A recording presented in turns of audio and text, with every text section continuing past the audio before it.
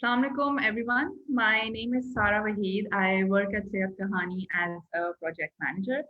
आज की हमारी mental health series में we are going to be talking about a very important topic which I think personally that not a lot of people and usually इस बारे में बात नहीं होती है. Our today's topic is taking care of elderly's mental health, and for that we have with us Dr. Abdul Wase. Assalamu alaikum, Dr. Wase. Dr. Wase is a clinical psychologist. His academic background includes MS Clinical and Counseling Psychology from Beacon House National University, BS from Beacon House National University in Applied Psychology. He is also an international affiliate of American Psychology Association, a graduate member of British Psychological Society, and a life member of Pakistan Association of Clinical Psychologists. He is a dedicated professional with combined experience as a clinical and counseling psychologist. Inka total overall experience has been of 6 years. Dr. Vase has been working with us since a while now. Dr. Vase, our topic for today, like I said, is taking care of elderly's mental health. And before I start with the topic, I would want कि आप अपने बारे में थोड़ा सी would like to say something. Yes, I'm Abdul Wase and I'm a clinical psychologist. Just like you described, that I have done my BS and MS from Beacon House National University, and currently I'm working in Saudi Arabia as a clinical psychologist. So I'm glad that I'm a member of Sehat Kahani as well, because telemedicine is the new form of therapeutic intervention we have in this country now. And due to COVID, due to COVID, we have many restrictions. So this specific mode of treatment and communication is very applicable to all over the population of Pakistan. So thank you for inviting me. Acha ji, now I will, Dr. Pilwase, maybe you can give us a little background about the elderly's mental health, and why do you think that the elderly population is more prone to face mental health issues? Yes, that's a very good question. Elderly population, as compared to younger people, they are more prone to either physical disorders and diseases as well as to the mental issues. Why? Because one of the factor is their cognitive depreciation, meaning के as के साथ हमारी जो mental faculties होती हैं, यानी हमारी decision making, हमारी मेंटल प्रोसेसिंग, वो स्लो होती जाती हैं. तो हम जो जमाने के नए नॉर्म्स आते हैं, वैल्यूज आती हैं, उसको इतनी जल्दी एब्सॉर्ब नहीं कर सकते as compare to younger generation. Secondly, there is lack of awareness. हमारे यहाँ कोई बड़ा होता है एज, मतलब ज्यादा एज का, above 45 50, तो वो इतना मेंटल हेल्थ के ऊपर फोकस नहीं करता. Like they almost totally ignore the mental health issues. वो सिर्फ फोकस करते हैं कि फिजिकल डिसऑर्डर्स के, बुखार हो गया, खांसी हो गई, डायबिटीज या हाइपरटेंशन, तो वो उन चीजों के ऊपर फोकस करते हैं. तो so there is the second issue is lack of awareness के मेंटल हेल्थ के ऊपर भी फोकस करना है. थर्ड इज के हमारा जो इंफ्रास्ट्रक्चर है वो काफी पुअर है. हमें वो फैसिलिटीज नहीं अवेलेबल जो हम मतलब देखते हैं दूसरी डेवलप कंट्रीज के अंदर. Since we are a developing country, तो हमारे पास इकोनॉमिक जो रिसोर्सेज हैं वो भी कम है, इंफ्रास्ट्रक्चर है उसकी भी इतनी अच्छी मैनेजमेंट नहीं है. तो दैट इज दैट. और थर्ड जो है मतलब फाइनेंशियल प्रॉब्लम्स. हम लोगों के जिस तरह भी कोविड का इशू आया, उससे पहले जो है हमारी इकोनॉमी काफी मतलब खराब थी और वीक थी. तो उसकी वजह से वी टेंड टू मतलब focus on our physiological needs के, खाना पानी मिल जाए, शेल्टर मिल जाए, तो हम फिजिकल या मेंटल हेल्थ की तरफ इतना फोकस ही नहीं करते. So these are the issues which affect the मतलब affect more of the elderly population.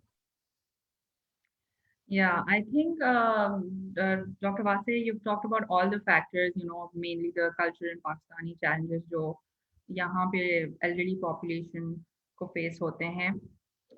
So do you think that इसके अलावा भी, what do you think, what are the most common mental health issues faced by the elderly? Usually क्या होता है कि जो mental health issues है ना, स्पेशली इन एल्डर पीपल, उनके साथ कोमॉर्बिड्स भी होते हैं, मतलब they have physical issues as well as mental health issues. मतलब शुरू में they might have diabetes, hypertension, या उनके मतलब आई साइट का इशू होता है, और या मतलब न्यूरोलॉजिकल डेफिसिट्स आ जाते हैं। तो उसके साथ साथ जो है during the course of their life, साथ में जो उनके लाइफ के अंदर इवेंट्स आते हैं, लाइक किसी का लॉस हो गया, फाइनेंशियल लॉस हो गया, लॉस ऑफ अ पार्टनर, तो उसकी वजह से उनकी मेंटल हेल्थ के ऊपर अफेक्ट पड़ता है। और हमारी सोसाइटी मतलब इट्स वेरी कंपेटिटिव, तो स्ट्रेस बहुत ज्यादा मौजूद होता है। तो मतलब नेचुरल जो हमारा प्रोसेस है कि कॉर्टिसोल इंक्रीज होता रहता है, और वो मतलब हार्ट के ऊपर काफी इफेक्ट करता है, तो कार्डियोलॉजी की काफी इश्यूज होते हैं। साथ में वो जो है स्ट्रेस कन्वर्ट हो जाता है मतलब साइकोसोमेटिक इश्यूज यानी साइकोलॉजिकल इश्यूज के अंदर, उसमें डिप्रेशन आ जाता है या एंजाइटी आ जाती है, और जब तक वो ट्रीट या मैनेज ना हो तो it affects the overall lifestyle of the individual. Secondly क्या होता है कि जब ये कोमॉर्बिड्स होते हैं तो मतलब जो केयर टेकर यानी उनके साथ रहते हैं वो भी इतने अवेयर नहीं होते, तो वो उस चीज को ओवरलुक कर देते हैं। और दूसरी चीज होती है कि ये तो न्यूरोटिक डिसऑर्डर्स हो गए, like anxiety, depression, obsessive compulsive disorder, ये प्रेजेंट होते हैं, लेकिन हम इसको क्योंकि अवेयरनेस नहीं है तो हमें पता नहीं होता कि हम इनको क्या कहें, ठीक है। दूसरा होता है psychotic disorders, like people who have schizophrenia, या उनको डिलूशनल डिसऑर्डर है, या मतलब किसी बाइपोलर डिसऑर्डर है, तो उसको जो है वो मतलब नाम दे देते हैं कि ये पागल हो गया है या दिमाग से चल गया है, तो देयर इज स्टिग्मा अटैच। तो इस वजह से वो और चीज खुल के सामने नहीं आती हमारे माशरे के अंदर, मतलब देयर इज दिस फ्लॉ कि हम उस चीज को दबाना या छुपाना पसंद करते हैं। और जब हम किसी चीज को मतलब छुपाते हैं, दबाते हैं, यानी in psychological language it's called denial या रिप्रेशन। तो जब हम डिनायल में आते हैं तो वो चीज हम सॉल्व भी नहीं कर पाते, क्योंकि इनसाइट ही नहीं, हम एक चीज को छुपाना चाह रहे हैं। तो that is that. Definitely. One thing I really wanted to ask was कि यहाँ पे जो हमारी अर्बन पॉपुलेशन होती है and rural population, what do you think कि इन दोनों की, because obviously the culture they live in, the society they live in, that is very different. तो उन दोनों के, वो दोनों पॉपुलेशंस की मेंटल हेल्थ पे क्या डिफरेंस होता है? आप डेमोग्राफिक्स की बात कर रही हैं कि रूरल और अर्बन एरियाज के अंदर क्या मतलब ऐसे फैक्टर्स हैं जो मेंटल हेल्थ को अफेक्ट करते हैं। सबसे पहले उसके अंदर हमें देखना होता है कि मतलब पॉपुलेशन कितने एज ग्रुप में फॉल कर रही है। हमारी जो अकॉर्डिंग टू मतलब क्योंकि सेंसस हमारा हुआ नहीं है, तो according to a website country meter जो हर कंट्री के डेमोग्राफिक्स मेजर करता है, तो 2016 में अकॉर्डिंग टू देम हमारी जो 0 to 14 ईयर के एज ग्रुप है वो कंसिस्ट करता है मतलब ओवरऑल पॉपुलेशन का 35%, और जो 15 to 64 है वो 60% जो है वो कंसिस्ट करता है। और जो 60 प्लस है मतलब 65 प्लस, दे आर जस्ट 4.2%, ठीक है। तो देखने में तो हमें ऐसा लगता है कि 4.2% जो है वो ओल्ड एज के अंदर फॉल करते हैं, ठीक है। ये हो गई हमारी डेमोग्राफिक्स। लेकिन हमें उसमें देखना है कि अर्बन एरियाज और रूरल एरियाज में मतलब क्या अफेक्ट होते हैं। मतलब अर्बन एरियाज में क्या इशू हो सकता है, मतलब we can see on visual level के यहाँ इंफ्रास्ट्रक्चर अच्छा है, फैसिलिटीज अच्छी हैं, हर एक जो है मतलब ट्रांसपोर्टेशन अच्छी है, और हर चीज इजीली मतलब अवेलेबल है, हम हमें मैसर है। लेकिन क्या होता है कि when we go to avail those services, तो there is this bureaucratic setup, हमें काफी प्रोसेसेस से गुजरना पड़ता है, जो कि एक मतलब ओल्ड एज इंडिविजुअल के लिए काफी मुश्किल होता है। और आजकल के एक डिजिटल जमाने के अंदर it's very difficult to them कि जो है ना वो मोबाइल सेल फोन यूज करें, या जो है ना मतलब नए लॉज और रेगुलेशंस आ गए, तो उनको वो अवेल करने में डिफिकल्टी। तो को जो है ना मतलब डिफरेंट तरह के facilities which are provided by the government और बाय प्राइवेट कंपनीज और एनजीओज। रूरल एरियाज में क्या होता है कि like there is this poor infrastructure, वहाँ अवेयरनेस नहीं है, लेकिन वहाँ की लाइफ थोड़ी सिंपल होती है, और वहाँ के जो मेंटल हेल्थ इश्यूज होते हैं they are different from those occurring in urban areas, ठीक है। और वहाँ अवेयरनेस नहीं होती, तो what they do, they go to मतलब फेथ हीलर्स, वो मतलब हमारी क्लर्जी के पास जाएंगे, या मतलब दूसरे जिनको हम अपने वर्नाकुलर लैंग्वेज के अंदर कहते हैं आमिल और बाबाओं के पास, तो दे फील सेटिस्फाइड, तो उनको वहां से काउंसलिंग मिल जाती है, लेकिन जरूरी नहीं कि वो ठीक काउंसलिंग हो। तो वहां का इशू ये है कि वहां पे उतनी फैसिलिटीज नहीं है, as in rural areas facilities नहीं है जितनी अर्बन एरियाज में है, और अर्बन एरियाज में अगर वो फैसिलिटीज अवेलेबल हैं तो they are hard to avail, और हर कोई मतलब वो अवेल नहीं कर सकता। हाँ, I think definitely you right also. एक चीज जो होती है कि elderly people usually have a care taker with them. तो आपको क्या लगता है कि एक केयर टेकर जो होता है उसकी सिंस वो 24/7 किसी एल्डरली के साथ रह रहा है, उसके लिए घर से बाहर निकलना भी मुश्किल है क्योंकि उसको एल्डरली को प्रायोरिटी देनी होती है। तो व्हाट डू यू थिंक कि इसका उस केयर टेकर की मेंटल हेल्थ पे क्या इफेक्ट होता है? Okay, well that's a very important question, और इसका आंसर जो है मतलब पूरी दुनिया ही तलाश करती है, क्योंकि जो केयर टेकर होता है वो सिर्फ अपनी ही रिस्पॉन्सिबिलिटी नहीं, बल्कि that person is taking responsibility for one of their own, तो उनके ऊपर दो तरह की रिस्पॉन्सिबिलिटीज आ जाती हैं। और हमारे माशरे के अंदर मतलब it is felt like a burden, क्योंकि मतलब फाइनेंशियल इनकम इतनी नहीं होती, रिसोर्सेज की स्केर्सिटी होती है, तो जो केयर टेकर होता है वो खुद परेशान होता है कि मैंने खुद खाना है और फिर दूसरे को भी खिलाना है, and there is this emotional burden as well. हम अपने किसी प्यारे को तकलीफ के अंदर देखते हैं तो हमारे अंदर भी वो तकलीफ आती है, मतलब एम्पैथी होती है हमें अपने लव वन से।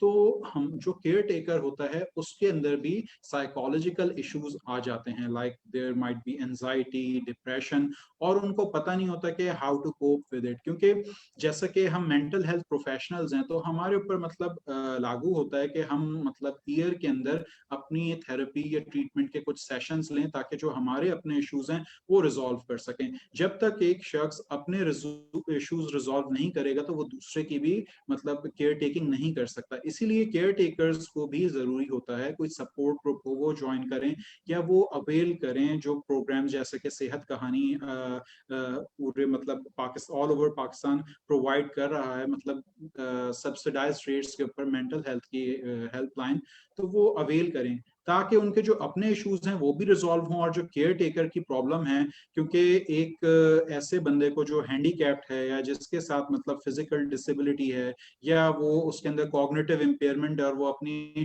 डिसीजन मेकिंग खुद नहीं कर सकता, तो उसको कैसे संभालना है, तो उसको भी ऐसी टेक्निक्स और ऐसे मतलब चीजें पता होनी चाहिए कि वो अपनी लाइफ को भी बेहतर चला सके और दूसरों के जो है ना मदद कर सके। ठीक है, और एक और चीज होती है कि मतलब लव वन को जो है ना मतलब हम इतना वो नहीं करते आजकल, क्योंकि फाइनेंशियल प्रॉब्लम ज्यादा आ गई है, तो हम अपनी ही लाइफ को रिजॉल्व करने के चक्कर में दूसरे को ओवरलुक कर देते हैं, because today's life is very fast pace, तो that's one of the problems.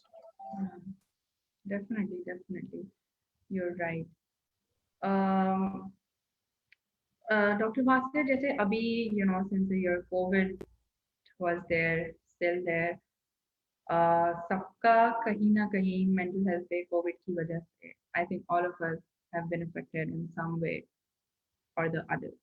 और ऑब्वियसली एल्डरली जो होते हैं वो वैसे ही उनके दे हैव हेल्थ इश्यूज जिसकी वजह से वो रिस्ट्रिक्टेड होते हैं। तो व्हाट डू यू थिंक कि कोविड की वजह से उनकी लाइफ में और क्या रिस्ट्रिक्शंस आई, और कोविड की वजह से जो उनकी लाइफ में रिस्ट्रिक्शंस आई उसकी वजह से उनकी मेंटल हेल्थ कितनी, to what extent it has been affected? COVID का जो पेंडेमिक है इसने मतलब ओवरऑल जो ग्लोबल सिस्टम है उसको ओवरटर्न कर दिया है, मतलब छोटे बच्चे से लेके कोई बुजुर्ग होगा तो उनकी लाइफ में एक ड्रास्टिक चेंज आ गया है। और since we are social creatures, हमें एक दूसरे से बात करना पसंद होती है, मिलना, तो जो इसकी वजह से रिस्ट्रिक्शंस आई तो उसकी वजह से काफी मेंटल हेल्थ इश्यूज सामने आए। ठीक है, regarding the older age individuals, उनके अंदर एक टेंडेंसी होती है which is called belief perseverance, कि उनका जो एक स्कीमा यानी थिंकिंग पैटर्न बन जाता है उसको चेंज करना काफी मुश्किल होता है। तो वो कोविड की वजह से जो पॉलिसीज के अंदर चेंज आता है और उसकी वजह से जो लाइफ में चेंज आता है वो उसको एक्सेप्ट नहीं करते, और जब तक हम किसी चीज को एक्सेप्ट ना करें ना तो वो एक रेजिस्टेंस रिस्ट्रिक्शन क्रिएट होती है और हमें जो है ना प्रॉब्लम और वो जो है ना एक चीज पहाड़ की तरह दिखाई देती है, ठीक है। तो उसकी वजह से उनके अंदर मतलब अक्सर लोगों को मतलब नमाज पढ़ने जाना होता है या उनको बाहर जाना होता है, रिस्ट्रिक्शन लग जाती है, घर वाले ही कहते हैं, because the older age people they are more vulnerable towards कोविड-19, तो उनका हम ख्याल रखते हैं, बाहर नहीं जाने देते, हालांकि उनकी उससे क्या होता है, उनकी इंडिपेंडेंस खो जाती है। जिस इंसान की भी इंडिपेंडेंस होएगी तो वो जो है ना मतलब हेल्पलेस फील करेगा, परेशान फील करेगा, और जितने भी ये मेंटल हेल्थ इश्यूज हैं दे विल मल्टीप्लाई 10 फोल्ड, ठीक है। तो कोविड की वजह से उनके अंदर मतलब हेल्पलेसनेस की एक फीलिंग आ गई, एक उनके अंदर फियर आ गया कि जो वैक्सीन है या कोविड है, आइदर इट्स मैन मेड या जो है ये वाकई एक बीमारी है, मतलब we can call it lack of awareness, उनको नहीं पता, ठीक है। और कंफ्यूजन की वजह से जो है वो और ज्यादा परेशान होते हैं, और अगर किसी ने मतलब ऐसे सिम्टम्स देख लिए तो उनके अंदर एक ट्रॉमा या जो है ना साइकोलॉजिकल एक इम्प्रिंट बैठ जाता है कि ये बहुत खतरनाक चीज है, और वो जो है ना मतलब आगे पास ऑन कर देते हैं मतलब यंगर जनरेशन में, क्योंकि उनको जो फील होता है वो उसके बारे में ज्यादा डिस्कस करते हैं, और जो यंगर जनरेशन है they are influenced from the elder individuals. तो ये चीज है जिसकी वजह से जो है मतलब कोविड की वजह से ओवरऑल सोसाइटी के ऊपर इफेक्ट पड़ा है, और ज्यादातर जो है ओल्डर एज इंडिविजुअल्स के ऊपर, and they are very resistant. कुछ लोग रेजिस्ट करते हैं कि हम इसकी वैक्सीन ना लगवाएं या इलाज ना करवाएं, और दे बिलीव के if we are faithful towards Allah तो हम जो है ना मतलब ठीक हो जाएंगे। तो अल्लाह ताला ने भी ये कहा है कि अगर आपको मतलब कोई इशू है you must seek medical help, ठीक है। तो ये चीज है, मतलब there is this lack of awareness. Lack of awareness definitely, वो तो है ही।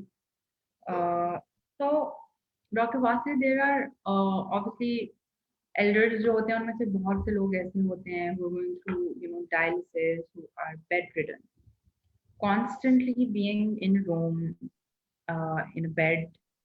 What do you think कि इसका क्या इफेक्ट होता है मेंटल हेल्थ पे? Because whenever anyone goes through anxiety, depression, कोई भी मेंटल हेल्थ इशू ले लें, मोस्टली लोगों का escape होता है कि टू गेट फ्रेश एयर, बाहर निकलें, वर्कआउट करें, एक्सरसाइज करें। But obviously the elderly they can not do that, वैसे ही बेड रिडन होते हैं, तो उनके पास तो कोई स्केप भी नहीं होता। तो फिर what is the impact on their mental health and what is the solution to this? हम्म।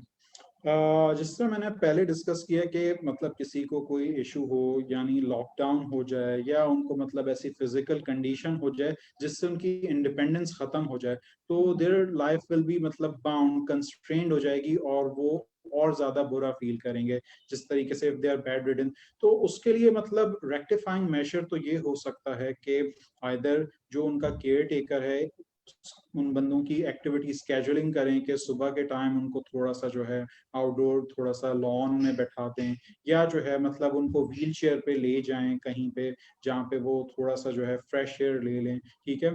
या फिर जो है उनका जो है मतलब सपोर्ट सिस्टम यानी सोशल सपोर्ट सिस्टम के जो उनके ग्रैंड चिल्ड्रन हैं या उनके चिल्ड्रन हैं वो उनके पास आके उनको टाइम दें, क्योंकि since we are social creatures हमें अच्छा लगता है कि कोई हमें अटेंशन दे रहा है, ठीक है। मैं होऊंगा, आप हैं, या कोई भी इंडिविजुअल है, अगर हम किसी से बात करेंगे तो हम फील करेंगे कि किसी ने हमारी बात सुनी, और we will feel emotionally lighter.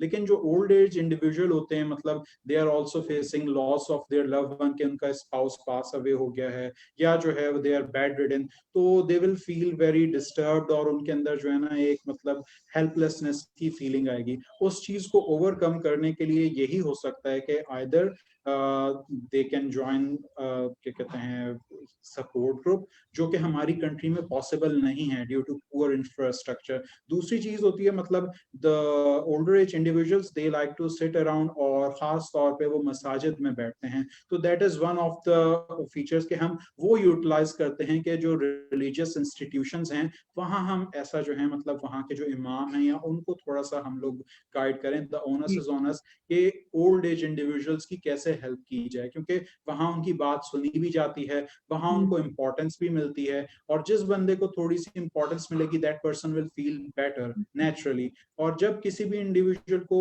Importance नहीं मिलेगी, उसकी बात नहीं सुनी जाएगी, तो that person will feel bad, चाहे वो छोटा बच्चा हो चाहे वो बड़ा इंसान हो। तो हम यूटिलाइज कर सकते हैं रिलीजियस इंस्टीट्यूशंस को या असिस्टेड लिविंग प्रोग्राम्स को, जो कि यहाँ पे इतने अवेलेबल नहीं है।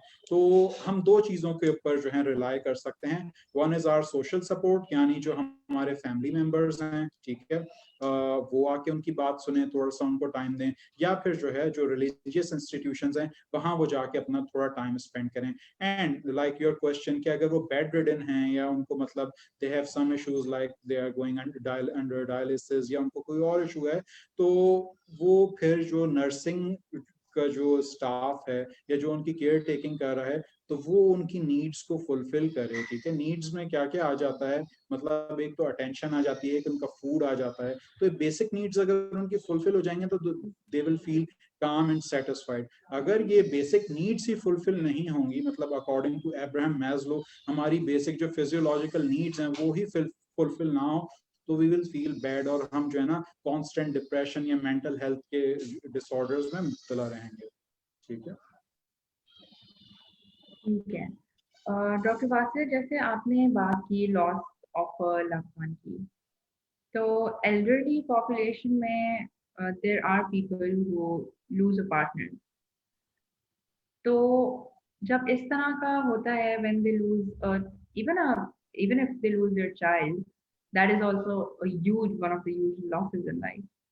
Agar they lose a partner or they lose a child or someone very dear to them, obviously impact तो mental health पे like we talked about के वो ही होता है, anxiety में बंदा चला जाता है, depression होता है, बाहर जाने का दिल नहीं करता, कुछ करने का दिल नहीं करता। But we being in our early stage life के, तो हम तो फिर भी इन चीज़ों से cope up कर लेते हैं, because obviously we have activities to in life, like I said before, the elderly are restricted। तो वो फिर loss of loved one से cope करने के उनके पास क्या तरीके होते एग्जैक्टली पहले तो हम उसके कॉज को डिस्कस कर लेते हैं। Like in our language we call it broken heart syndrome. मतलब हैं? Yeah, लिटरली क्या होता है कि there is sudden weakening of the wall of the heart, muscular wall of the heart. ठीक है, तो वो लिटरली फिगरेटिवली जो है ना हार्ट वीक हो जाता है and it looks like a broken heart, so we call it broken heart syndrome.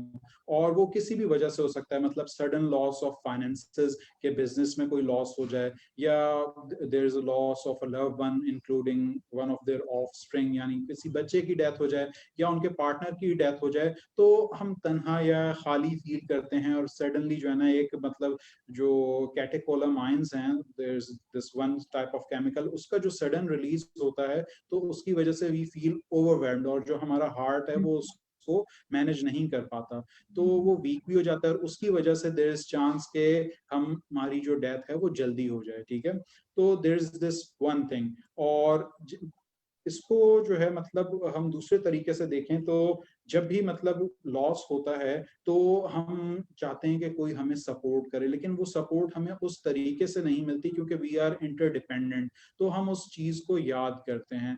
तो शुरू में तो मतलब we can take support of counsellors या साइकोलॉजिस्ट, या जो है मतलब जो एक्सटेंडेड फैमिली है वो उनको सपोर्ट कर सकती है, लेकिन लेकिन उसके साथ मेडिकेशंस भी जरूरी हैं, और उनके अंदर इनसाइट होना कि लाइफ एंड डेथ दो चीजें हैं जो कि सर्टेन हैं, और एक्सेप्टेंस की बात वहां आती है कि दे हैव टू एक्सेप्ट कि हाँ ये चीज हो गई है and we have to move on. अगर वो एक्सेप्ट नहीं करते then they we have to depend के जो है ना हम मेडिकेशंस लें या जो है फिर हम किसी और का सहारा लें। ठीक है, दूसरी चीज है जिस तरह मैंने सबसे पहले डिस्कस की थी, बिलीफ परसिवेरेंस, कि उनकी एक सोच बन जाती है, तो वो उसको याद करते रहते हैं कि लॉस हमारा हो गया बच्चे का या हमारी वाइफ का या हमारे हस्बैंड का, तो वो अनहेल्दी जो है ना ओवर थिंकिंग हो जाती है। तो उसको कम करने के लिए we have to distract them, उनका कोई रूटीन बनाना होता है, मतलब we have to make them do some course, उनकी कोई हॉबीज हो गई उसमें उनको इन्वॉल्व करें, या उनका जो है मतलब कोई ऐसा हेल्दी एक्टिविटी स्केड्यूल बनवाएं कि वो जो है अपने लाइफ के उस ट्रॉमेटिक जो हिस्सा है उससे हटके कुछ और करना शुरू करें। ठीक है, दूसरी चीज जो आपने मतलब कही, there is this thing called emptiness syndrome, के जो हमारे जब हम ओल्ड ओल्ड एज में चले आते हैं तो हमारे बच्चे या हमारे ग्रैंड चिल्ड्रन वो भी इंडिपेंडेंट हो जाते हैं, and there is this sudden feeling of emptiness, खालीपन, तन्हा होने की फीलिंग आती है। तो वो भी एक बहुत ही मतलब दर्दनाक या जो है ना मतलब उनके लिए बड़ा मुश्किल होता है, क्योंकि उन्होंने किसी बच्चे या किसी भी लव वन को इतना ज्यादा पाला होता है, तो एक इमोशनल अटैचमेंट बन जाती है। लेकिन अब जो चिल्ड्रन है उनकी अपनी रिस्पॉन्सिबिलिटीज, अपनी लाइफ होती है, तो उन्होंने पहले उसको प्रायोरिटाइज करना होता है। तो देयर इज दिस गैप, ठीक है। तो वो इस वजह से होता है क्योंकि हम मतलब अनकंडीशनल लव देते हैं, सॉरी कंडीशनल लव देते हैं कि हम बच्चे को ये करें तो इन रिटर्न हमें कुछ मिलेगा।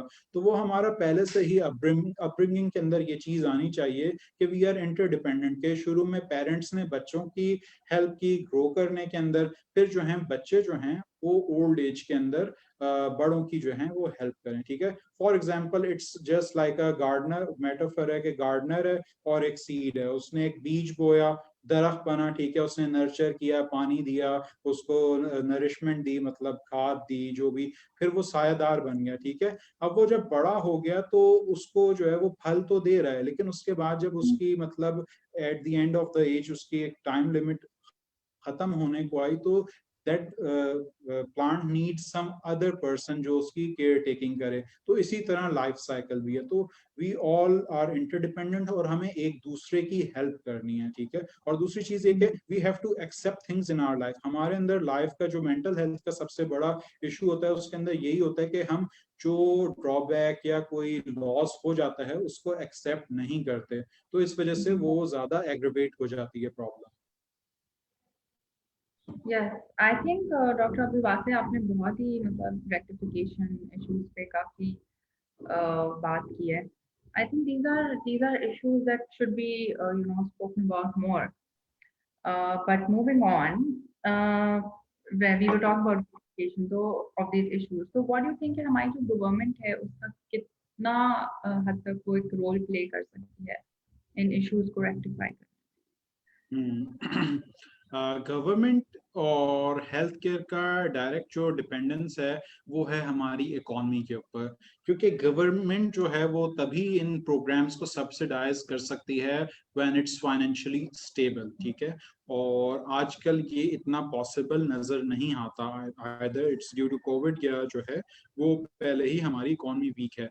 गवर्नमेंट क्या कर सकती है कि बजट का एक हिस्सा जो है वो ओल्ड एज इंडिविजुअल्स के लिए मतलब सेपरेट करके रखे, मतलब हाँ और जी। असिस्टेड लिविंग के प्रोग्राम्स बनाए, और जो है वो मतलब ओल्ड एज होम्स को बनाए। और उसको हम इस तरीके से इम्प्रूव कर सकते हैं कि जो हमारी इंस्टीट्यूशंस हैं वहाँ के जो यंगस्टर्स हैं उनको मोटिवेट करें, आइदर मतलब उनको इंसेंटिव दें, इट माइट बी कैश या उनको एक्स्ट्रा क्रेडिट्स मिलें कि वो जाएं, they can go to orphanages या ओल्ड होम जा सकते हैं। उससे क्या होगा कि जो मतलब यतीम बच्चे हैं या फिर जो ओल्ड एज इंडिविजुअल्स हैं उनको सपोर्ट मिलेगी, उनको अटेंशन मिलेगी, तो they will live a more fulfilled life, ठीक है। और साथ में जो स्टूडेंट्स हैं उनको एक्स्ट्रा क्रेडिट मिलेगा, उनको एक्सपोजर मिलेगा, तो वो जो है आगे चल के प्रोडक्टिव सिटीजन बनेंगे। और उनकी एक तरह से रियलिटी टेस्टिंग भी हो जाएगी कि if they are like studying now और उनकी हर नीड पूरी हो रही है, लेकिन आगे जाके उनको क्या चीज फेस कर सकते हैं लाइक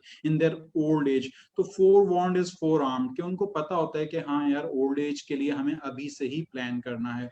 तो गवर्नमेंट तो एक तरह से सब्सिडाइज कर सकती है, ओल्ड एज होम दे सकती है, और वो यूनिवर्सिटीज जो हैं जहाँ स्टूडेंट्स पढ़ रहे हैं उनको इंसेंटिव दे सकती है, या फिर वो जो इंस्टीट्यूट्स हैं वो एक्स्ट्रा क्रेडिट्स दे सकते हैं, जिससे जो है वो स्टूडेंट्स जाके उनको असिस्ट करें उनके मतलब किसी भी मतलब फेज ऑफ लाइफ के अंदर जो भी इंडिविजुअल्स हैं। तो it will work both phase, क्योंकि जो यूरोपियन या हम डेवलप कंट्रीज को कह लें वहां तो इसी तरह होता है, मतलब देयर इज दिस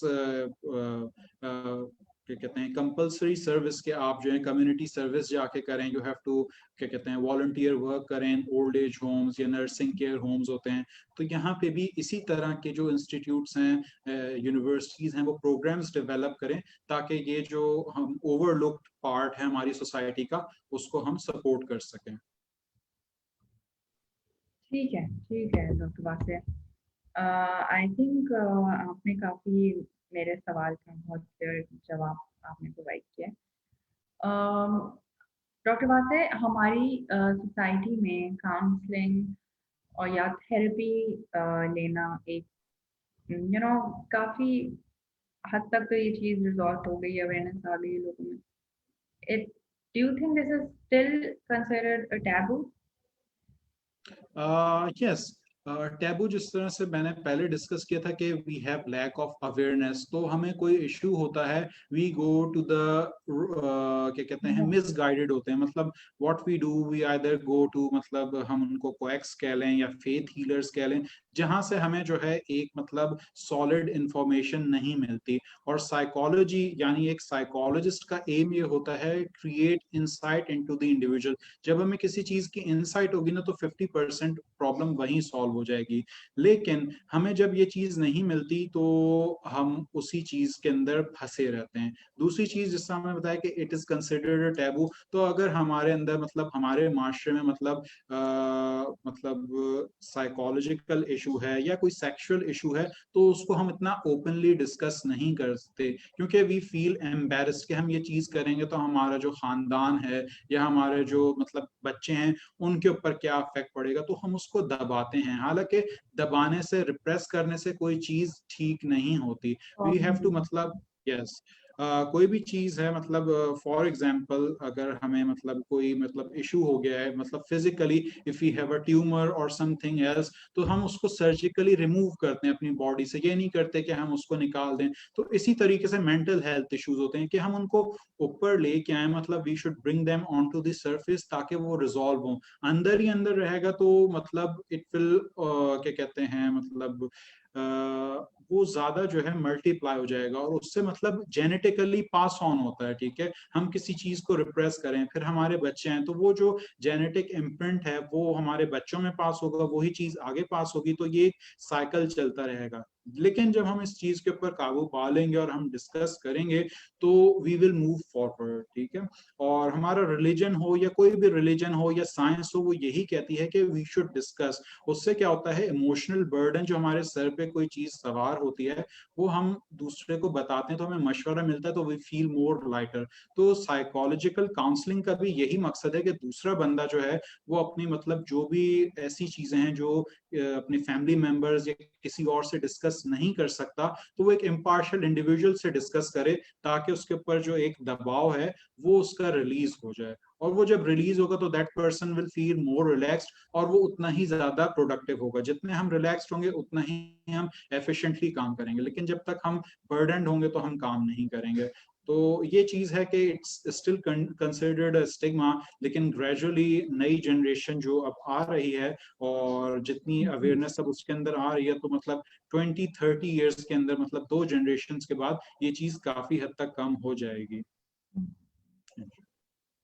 ठीक है, तो डॉक्टर से आपको क्या लगता है कि यंगर पॉपुलेशन जो है, हम उसको कितना कितना और किस तरह इस इशू के बारे में हम उनको अवेयर कर सकते हाँ, ये चीज जो है ना, मतलब हमारे जो एजुकेशनिस्ट हैं उनको सोचनी चाहिए कि हमारे करिकुलम, क्योंकि हमारा एक माइंडसेट बना हुआ है कि either we have to become a doctor, a lawyer और अ लॉयर, और मतलब कोई हम ऐसी फील्ड हैं जो मतलब सोसाइटी के लिए डिजायरेबल हो। हम इन चीजों को टोटली ओवरलुक कर देते हैं कि साइकोलॉजी इट्स कंसिडर्ड मतलब कि इट्स मोर फेमिनाइन, उसके अंदर मतलब it's more female dominated, male आए, कुछ मतलब मेल डोमिनेटेड फील्ड्स हैं उसके अंदर फीमेल्स आए, तो वो बैलेंस हैं? क्रिएट होगा। किसी भी चीज के अंदर आप जब बैलेंस क्रिएट करेंगे ना, तो वो ठीक चलेगी। लेकिन आप उसके अंदर बैलेंस नहीं होगा तो वो मेल फंक्शन जरूर करेगी।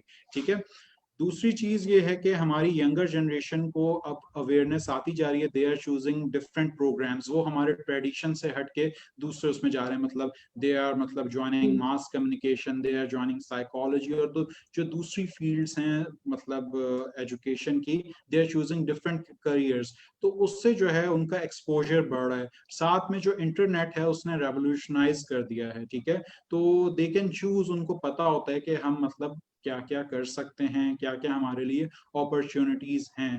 तो जो पेरेंट्स का एक होल्ड होता है, होल्ड एज इन के वो जो गाइडेंस देते हैं वो अपने लिहाज से तो सही होता है, लेकिन उनका जो एक्सपीरियंस होता है वो 15-20 साल पुराना होता है, and it's very different from experience today. तो जो वो एज गैप होता है, तो उनको एक दूसरे से मिल के जो है वो बात करनी चाहिए कि जो है अगर बेटा आप ये करोगे तो इसके ये प्रोज एंड कॉन्स हैं। For example if you want to become a doctor तो ये प्रोज एंड कॉन्स हैं, अगर आप आर्ट्स में जाना चाहते हो तो उसके ये प्रोज एंड कॉन्स हैं। तो वो इंडिपेंडेंट जब तक अपने डिसीजंस लेंगे तो उनके अंदर जो है वो फंक्शनिंग की कैपेबिलिटी आएगी। अगर वो मतलब एक ही उस पर चलते रहे तो हमारे उसमें लाइफ में चेंज नहीं आएगा, मतलब we will remain a conservative society. तो कंजर्वेटिव एज इन के हम लोग सिर्फ स्पेसिफिक चीजें ही चूज करेंगे और हम प्रोग्रेस नहीं कर सकेंगे, क्योंकि अब इट्स अ ग्लोबलाइज्ड वर्ल्ड और हमें सिर्फ पाकिस्तान में ही नहीं ओवर द वर्ल्ड हमें compete करना है। तो we have to choose multiple fields जब जिसके लिए जो है ना हमें आगे काम करना है। ठीक है doctor Wasay, one last question मैं जो आपसे पूछना चाहूंगी कि since we talking about how to rectify these issues और लोगों को अवेयर किस तरह किया जाए, do you think that making social groups for the elderly, you know, be it physical or virtual, do you think this will help them giving, like, for example, giving special fares to elderly for recreational activities or इस तरह की चीजें अगर हो in society में, do you think that would be helpful? Exactly, that would be very helpful. और लेकिन उसका एक ये है कि हमारी जो पॉपुलेशन है जो ओल्ड एज मतलब 60+ है वो 4.2 है, और जो हमारी 15 to 60 की पॉपुलेशन है ना that's almost 60% of the total population of Pakistan. तो ओल्ड एज के लिए तो हम काम कर सकते हैं, उनके लिए सपोर्ट ग्रुप्स बना सकते हैं, लेकिन उसको मेंटेन मैनेज और एडमिनिस्टर करने के लिए हमें अपने यंगस्टर्स की जरूरत पड़ेगी। तो we have to invest in our youngsters जिसकी बेसिस पे हम आगे प्रोग्रेस कर सकें, क्योंकि उनको सर्विस देना उनकी हेल्प करना it will fall on the youngsters of Pakistan. ठीक है, तो उनके लिए हम इंसेंटिव्स दें और उनको जो है हम आगाह करें कि अगर आप ये फील्ड लेते हो तो उसमें और क्या बेटरमेंट आएगी, और उनको मतलब हम जिस तरह मैंने पहले डिस्कस किया कि we can give them incentives like in form of cash या जो है ना, और उनकी बेसिस पे हम मुल्क को आगे लेके चलें तो वी कैन मूव फॉरवर्ड। ठीक है, तो हमें अपनी ओल्डर एज पॉपुलेशन को सपोर्ट करने के लिए we will have to invest in our younger population, क्योंकि आगे चल के उन्होंने ही मुल्क चलाना है। Like in every field they can be medical professionals, economist, educationist. तो अगर हम उनके ऊपर इन्वेस्ट करेंगे, उनको हम ट्रेन करेंगे तो हमारी सोसाइटी आगे प्रॉस्पर करेगी। और साथ में ही जो हमारे ओल्ड एज इंडिविजुअल्स हैं या जो ओवरलुक माइनॉरिटीज हैं उनको भी सपोर्ट मिलेगी। तो ये चीज काफी इंपॉर्टेंट है कि हम उनके लिए सपोर्ट ग्रुप्स बनाएं, रिक्रिएशनल ग्रुप्स बनाएं, असिस्टेड लिविंग के प्रोग्राम्स बनाएं, लेकिन उनको चलाने के लिए भी हमें कुछ ना कुछ इंडिविजुअल्स को ट्रेन करना पड़ेगा which will consist of our youngsters. Definitely, definitely. तो I think doctor Wasay, this was a great session. I think ये टॉपिक ऐसा था जिसके बारे में ज़्यादा बात नहीं होती है, एल्डरलीज मेंटल हेल्थ। तो हालांकि I feel like they are the ones जो बेचारे सबसे ज़्यादा सफ़र कर रहे होते हैं, but obviously, you know, we rarely see people talking about it. So this was a session that I absolutely loved. Thank you, Dr. Vase, for joining us. आपने हमें इतना अपना टाइम दिया for this session. It was a great session. Thank you, Dr. Vase. Okay, thank you, Sarah. Have a good day. Thank you. Thank you so much. Allah Hafiz. Allah.